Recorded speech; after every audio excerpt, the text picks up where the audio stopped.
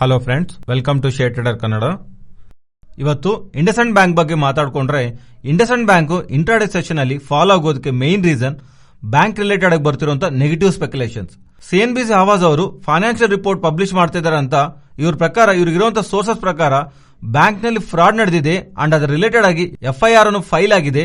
Bank related ಆಗಿ exchanges ಗೆ update ಬರ್ತಿರೋ ನೆಗೆಟಿವ್ ಅಪ್ಡೇಟ್ಸ್ ಇಂದ ಇವತ್ತು ಇಂಟ್ರಾಡೇ ಸೆಷನ್ ಅಲ್ಲಿ ಸ್ಟಾಕ್ ಡೌನ್ ಆಗಿದೆ. ಅಂಡ್ ಫೈನಲಿ ಇವತ್ತು ಆಫ್ಟರ್ನೂನ್ ಅರೌಂಡ್ 3:10 PM ನಲ್ಲಿ ಬ್ಯಾಂಕ್ ಅವರು ಇತರ ಸ್ಪೆಕ್ಯುಲೇಷನ್ ರಿಲೇಟೆಡ್ ಆಗಿ ಕ್ಲಾರಿಫಿಕೇಶನ್ ಕೊಡ್ತಾ, ಇದು 2011 to 2014 ಇನ್ ಬಿಟ್ವೀನ್ ನಡೆದಿರುವಂತಹ ಟ್ರಾನ್ಸಾಕ್ಷನ್ ರಿಲೇಟೆಡ್ ಆಗಿ Chennai zonal office enforcement directorate ಅವರು June 9th ಸ್ವಲ್ಪ ಎಂಟಿಟೀಸ್, ಸ್ವಲ್ಪ ಜನ ಎಂಪ್ಲಾಯೀಸ್ ರಿಲೇಟೆಡ್ ಆಗಿ ಕೇಸಸ್ ನ ಫೈಲ್ ಮಾಡಿದ್ದಾರೆ. ಅಂಡ್ ಇದರ ಬ್ಯಾಕ್ ಇರುವಂತಹ ರೀಸನ್ಸ್ ಸ್ವಲ್ಪ ಇರೆಗ್ಯುಲಾರಿಟೀಸ್, ರೆಮಿಟರ್ಸ್, ಇಂಪೋರ್ಟ್ ಟ್ರಾನ್ಸಾಕ್ಷನ್ ನಲ್ಲಿ ಕಾಣಿಸಿರೋ ತರ. ಅಂಡ್ ಅದಕ್ಕೆ ಅವರು ಸುಮುಟ ಆಗಿ ಕೇಸ್ ನ ಫೈಲ್ ಮಾಡಿ ಸಸ್ಪಿಷಿಯಸ್ ಆಗಿರುವಂತಹ ಟ್ರಾನ್ಸಾಕ್ಷನ್ ಅಥಾರಿಟೀಸ್ ಗೆ ರಿಪೋರ್ಟ್ ಮಾಡಿರೋ ತರ ಇವರು ಅಪ್ಡೇಟ್ ಮಾಡಿದ್ದಾರೆ.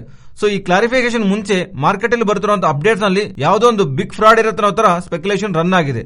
ಆದ್ರೆ ಇದೊಂದು old case, that irregularities in remitters for import transaction related ಆಗಿ ಎನ್ಫೋರ್ಸ್ಮೆಂಟ್ ಡೈರೆಕ್ಟರ್ ಅವರು ಇನ್ವೆಸ್ಟಿಗೇಷನ್ ಮಾಡ್ತಿರೋ ಅಂತ ಹೇಳಿದ್ರಿಂದ ಸ್ಟಾಕ್ ಅಗೇನ್ ಸ್ವಲ್ಪ ರಿಕವರಿ ಆಗಿದೆ. ನೆಕ್ಸ್ಟ್ ಆರ್ಯನ್ ಪ್ರೋ ಬಗ್ಗೆ ಮಾತಾಡ್ಕೋಬೇಕು. ಸ್ಟಾಕ್ ಇಂಟ್ರಾಡೇ ಸೆಷನ್ ನಲ್ಲಿ ನಿಯರ್ ಟು 10% ವರೆಗೂ ರ್ಯಾಲಿ ಆಗಿದೆ. ಇದಕ್ಕೆ ರೀಸನ್ ಇವರ ಸಬ್ಸಿಡರಿಗೆ ಈಕ್ವಿಡಾರ್ ಒಂದು capital underground rail mass transit system related ಆಗಿ ಆರ್ಡರ್ ಸಿಕ್ಕಿದೆ ಅಂತ. ಈ ಆರ್ಡರ್ ನಲ್ಲಿ ಭಾಗವಾಗಿ automatic fare collection technology, intelligent transport management system, access control and payment solution ಇವರ subsidiary Ecuador capital underground rail mass transfer system related ಆಗಿ ಕೊಡ್ತಾರೋ ತರ ಮಾಡ್ತಿರುವಂತಹ ಅಪ್ಡೇಟ್ಸ್ ಇಂದ ಸ್ಟಾಕ್ ಇವತ್ತು ಇಷ್ಟೊಂದು ಗೈನ್ ಆಗಿದೆ. ನೆಕ್ಸ್ಟ್ ದೀಪಕ್ ನೈಟ್ರೇಟ್ ಬಗ್ಗೆ ಮಾತಾಡ್ಕೊಂಡ್ರೆ, ಇಲ್ಲಿಂದ ಸ್ವಲ್ಪ ಡೇಸ್ ಬ್ಯಾಕ್ ದೀಪಕ್ ನೈಟ್ರೇಟ್ ಅವರು ಗುಜರಾತ್ ಮ್ಯಾನುಫ್ಯಾಕ್ಚರಿಂಗ್ ಫೆಸಿಲಿಟಿ ನಲ್ಲಿ ಫೈರ್ ಇನ್ಸಿಡೆಂಟ್ ನಡೆದಿದೆ ಅಲ್ವಾ, ಆ ತರ ನಡೆದ ಮೇಲೆ ಅಲ್ಲಿರುವಂತಹ ಗುಜರಾತ್ ಪೊಲ್ಯೂಷನ್ ಕಂಟ್ರೋಲ್ ಬೋರ್ಡ್ ಅವರು ಆ ಪ್ಲಾಂಟ್ ನ ಕ್ಲೋಸ್ ಮಾಡಬೇಕನ್ನೋ ತರ ಅಪ್ಡೇಟ್ ಮಾಡಿದಾರಲ್ಲ. ಆದ್ರೆ ಈಗ ಬರ್ತಿರುವಂತಹ ಅಪ್ಡೇಟ್ಸ್ ಪ್ರಕಾರ ಗುಜರಾತ್ ಪೊಲ್ಯೂಷನ್ ಕಂಟ್ರೋಲ್ ಬೋರ್ಡ್ ಅವರು ಪ್ರೀವಿಯಸ್ಲಿ ಕೊಟ್ಟಿರುವಂತಹ ಆರ್ಡರ್ ನ ರಿವೋಕ್ ಮಾಡ್ತಾ ಅಲ್ಲಿ ದೀಪಕ್ ನೈಟ್ರೇಟ್ ಅವರು ಅವರ ಆಪರೇಷನ್ಸ್ ನ ಸ್ಟಾರ್ಟ್ ಮಾಡ್ಕೋಬಹುದು ತರ ಅಪ್ರೂವಲ್ ಕೊಟ್ಟಿರೋ ತರ ಬರ್ತಿರುವಂತಹ ಈ ಆರ್ಡರ್ಸ್ ಇಂದ except nitrate section facility rest of the ಎಲ್ಲಾ ಸೆಗ್ಮೆಂಟ್ಸ್ ಅಲ್ಲೂ ಆಪರೇಷನ್ಸ್ ರೀಸ್ಟಾರ್ಟ್ ಆಗ್ತಿದೆ ಅನ್ನೋ ತರ ದೀಪಕ್ ನೈಟ್ರೇಟ್ ಅವರು ಅಪ್ಡೇಟ್ ಮಾಡ್ತಿದ್ದಾರೆ. ನೆಕ್ಸ್ಟ್ ಗೋಕುಲ್ ದಾಸ್ ಎಕ್ಸ್ಪೋರ್ಟ್ಸ್ ಬಗ್ಗೆ ಮಾತಾಡ್ಕೋಬೇಕು. ಸ್ಟಾಕ್ ಇಂಟ್ರಾಡೇ ಸೆಷನ್ ಅಲ್ಲಿ ನಿಯರ್ ಟು 9% ವರೆಗೂ ಫಾಲ್ ಆಗಿದೆ. ರೀಸನ್, ಗೋಕುಲ್ ದಾಸ್ ಎಕ್ಸ್ಪೋರ್ಟ್ ಅವರು ಅವರ ಟೆಕ್ಸ್ಟೈಲ್ ನ ಇಲ್ಲಿಂದ US ಕಂಪನೀಸ್ ಗೆ ಎಕ್ಸ್ಪೋರ್ಟ್ ಮಾಡ್ತಾ ಇರ್ತಾರಲ್ವಾ. ಯಾರಾದ್ರೂ US ಅಲ್ಲಿ ಕಂಪನೀಸ್ ತಗೊಂತಿದೆಯಲ್ಲ ಇವ್ರ ಹತ್ರ ಇಂದ ಟೆಕ್ಸ್ಟೈಲ್ ನ, ಅವರು ಪ್ರೆಸೆಂಟ್ ಇರುವಂತಹ ಪ್ರೈಸಸ್ ನ ಕಮ್ಮಿ ಮಾಡಿ ಅಂತ ಕೇಳ್ತಿರೋ ಹತ್ರ ವೈರಸ್ ಮುಂಚೆ ಇವರಿಗೆ ಯಾವ ಪ್ರೈಸ್ ಅಲ್ಲ ಅಂತ ಸಪ್ಲೈ ಮಾಡಿದಾರಲ್ಲ ಆ ಪ್ರೈಸ್ ಗೆ ಸಪ್ಲೈ ಮಾಡಬೇಕನ್ನೋ ತರ ಇಂಡಿಯನ್ ಟೆಕ್ಸ್ಟೈಲ್ ಕಂಪನೀಸ್ ನ US ಟೆಕ್ಸ್ಟೈಲ್ಸ್ ಕಂಪನೀಸ್ ಕೇಳ್ತಿದ್ದಾರೆ. ಈ ಪ್ರೈಸ್ ರಿಲೇಟೆಡ್ ಆಗಿ ಪ್ರೆಸೆಂಟ್ ನೆಗೋಸಿಯೇಷನ್ ನಡೀತಾ ಇದೆ ಅನ್ನೋ ತರ ಬರ್ತಿರುವಂತಹ ಅಪ್ಡೇಟ್ಸ್ ಇಂದ ಸ್ಟಾಕ್ ರಿಲೇಟೆಡ್ ಆಗಿ ಸೆಲ್ಲಿಂಗ್ ಪ್ರೆಷರ್ ಕಾಣಿಸಿದೆ. ಅಂಡ್ ಇದೊಂದು ನಾವು ಜ್ಞಾಪಕ ಇಟ್ಕೋಬೇಕು. ರೀಸೆಂಟ್ ಟೈಮ್ಸ್ ಅಲ್ಲಿ ಕಮೋಡಿಟಿ ಪ್ರೈಸಸ್ ಕಮ್ಮಿ ಆಗ್ತಿದೆ. ಅದರಲ್ಲಿ ಭಾಗವಾಗಿ ಕಾಟನ್ ಪ್ರೈಸಸ್ ಹೈ ಇಂದ ನಿಯರ್ ಟು 15% ವರೆಗೂ ಕರೆಕ್ಟ್ ಆಗಿದೆ. ಅಂಡ್ ಅಪ್ಕಮಿಂಗ್ ಟೈಮ್ಸ್ ಅಲ್ಲೂ ಫೆಡ್ ಅವರು ಬಡ್ಡಿ ರೇಟ್ಗಳು ಜಾಸ್ತಿ ಮಾಡ್ತಾ ಇದ್ರೆ ಕಾಟನ್ ಪ್ರೈಸಸ್ ಫರ್ದರ್ ಆಗಿ ಡೌನ್ ಆಗೋದಕ್ಕೆ ಪಾಸಿಬಿಲಿಟಿ ಇದೆ. ನೆಕ್ಸ್ಟ್ ಕೆ ರೇಟಿಂಗ್ ಬಗ್ಗೆ ಮಾತಾಡ್ಕೋಬೇಕು. ಸ್ಟಾಕ್ ಇಂಟ್ರಾಡೇ ಸೆಷನ್ ಅಲ್ಲಿ ನಿಯರ್ ಟು 15% ವರೆಗೂ ರ್ಯಾಲಿ ಆಗಿದೆ.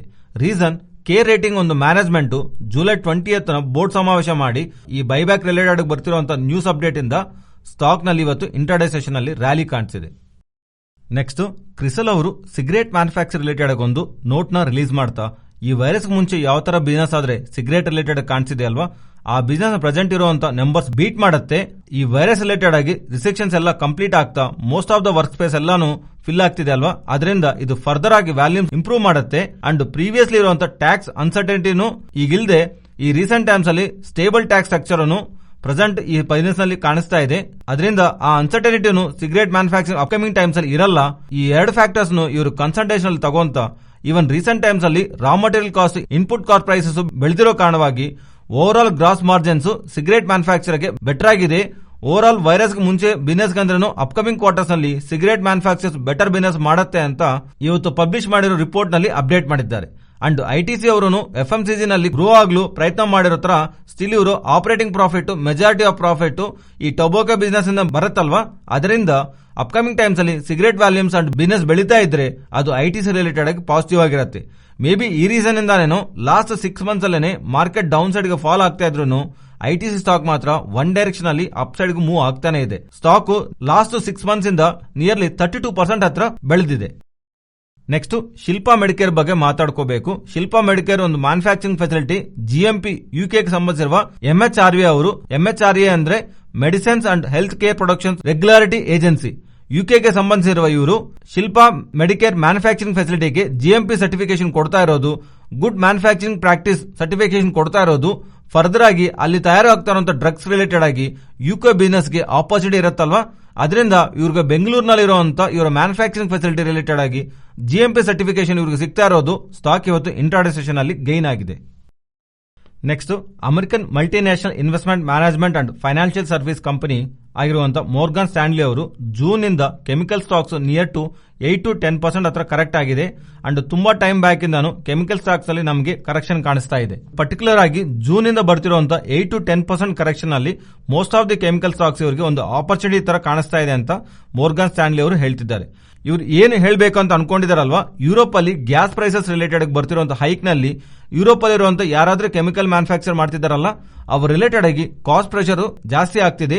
ಇದು ಇಂಡಿಯನ್ ಕೆಮಿಕಲ್ ಕಂಪನೀಸ್ಗೆ ಪಾಸಿಟಿವ್ ಅಂತ ಎಕ್ಸ್ಪೆಕ್ಟ್ ಮಾಡ್ತಾ FY23 ಸೆಕೆಂಡ್ ಹಾಫ್ ಅಲ್ಲಿ ಈ year financial year second half ನಲ್ಲೂ ಕೆಮಿಕಲ್ ಕಂಪನೀಸ್ ಪೋಸ್ಟ್ ಮಾಡೋ ರಿಸಲ್ಟ್ಸ್ ಎಲ್ಲರನ್ನೂ ಸರ್ಪ್ರೈಸ್ ಮಾಡುತ್ತೆ, ಅಪ್ಸೈಡ್ ಗೆ ಇರುತ್ತೆ, ರಿಸಲ್ಟ್ಸ್ ಎಕ್ಸ್ಪೆಕ್ಟೆಡ್ ಅಂದ್ರೆ ಬೆಟರ್ ಆಗಿರುತ್ತೆ ಅಂತ ಇವ್ರು ಭಾವಿಸ್ತಾ ಈ 3 stocks SRF, Aarti industries and Deepak nitrate ಇದು ರಿಲೇಟೆಡ್ ಆಗಿ ಬಟ್ ಈ ಸ್ಟಾಕ್ಸ್ ಪ್ರೈಸಸ್ ಇಲ್ಲಿವರೆಗೂ ಕರೆಕ್ಟ್ ಆಗೋದಕ್ಕಿರೋ ರೀಸನ್ಸ್ ಇವರು ಅಪ್ಕಮಿಂಗ್ ಕ್ವಾರ್ಟರ್ಸ್ ನಲ್ಲಿ ಪ್ರೀವಿಯಸ್ಲಿ ಪೋಸ್ಟ್ ಮಾಡಿರೋ ನಂಬರ್ ಅಂದ್ರೆ ಸ್ವಲ್ಪ ವೀಕ್ ನಂಬರ್ಸ್ ಆಗಿರುತ್ತೆ.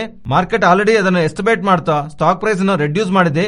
ಕೇವಲ ಮೋರ್ಗನ್ ಸ್ಟ್ಯಾನ್ಲಿ ಅವರೇ ಅಲ್ಲ, ರೀಸೆಂಟ್ ಟೈಮ್ಸ್ ಅಲ್ಲಿ JM ಫೈನಾನ್ಷಿಯಲ್ ಅವರು ಜೂನ್ 13 ನಲ್ಲಿ ಒಂದು ನೋಟ್ ನ ರಿಲೀಸ್ ಮಾಡ್ತಾ ಈ ಕೆಮಿಕಲ್ ಸೆಗ್ಮೆಂಟ್ ನಲ್ಲಿರುವಂತಹ ಕಾಂಟ್ರಾಕ್ಟೆಡ್ ಪ್ಲೇಯರ್ಸ್ ನ ಇವರು ಪಾಸಿಟಿವ್ ಆಗಿ ನೋಡ್ತಾ ಇದೀವಿ ಅಂತ SRF ಅಂಡ್ ನವೀನ್ ಫ್ಲೋರಿನ್ ಅವರು ಟಾಪ್ ಪಿಕ್ಸ್ ಅಂತ ಮೆನ್ಷನ್ ಮಾಡ್ತಾ ಎಂಟೈರ್ ಕೆಮಿಕಲ್ ಸೆಗ್ಮೆಂಟ್ ರಿಲೇಟೆಡ್ ಆಗಿ ಇವರು ಪಾಸಿಟಿವ್ ವ್ಯೂ ನ ಶೇರ್ ಮಾಡಿದ್ದಾರೆ. ಈವನ್ ಎಡೆಲ್ವೈಸ್ ಅವರು ಇಂಡಿಯನ್ ಕೆಮಿಕಲ್ ಸ್ಟಾಕ್ಸ್ ರಿಲೇಟೆಡ್ ಆಗಿ ಪಾಸಿಟಿವ್ ನೋಟ್ ನ May 24 ನೇ ಅಪ್ಡೇಟ್ ಮಾಡಿದ್ದಾರೆ. Most of the rating and broking agencies recent ಆಗಿ ಬಂದಿರುವಂತಹ ಪ್ರೈಸ್ ಫಾಲ್ ಆದ್ಮೇಲೆ chemical stocks compare with the global chemical players attractive zone ಅಲ್ಲಿ ಇದಾರೆ ಅನ್ನೋ ತರ ರಿಪೋರ್ಟ್ಸ್ ಅಂತೂ ರಿಲೀಸ್ ಮಾಡ್ತಿದ್ದಾರೆ.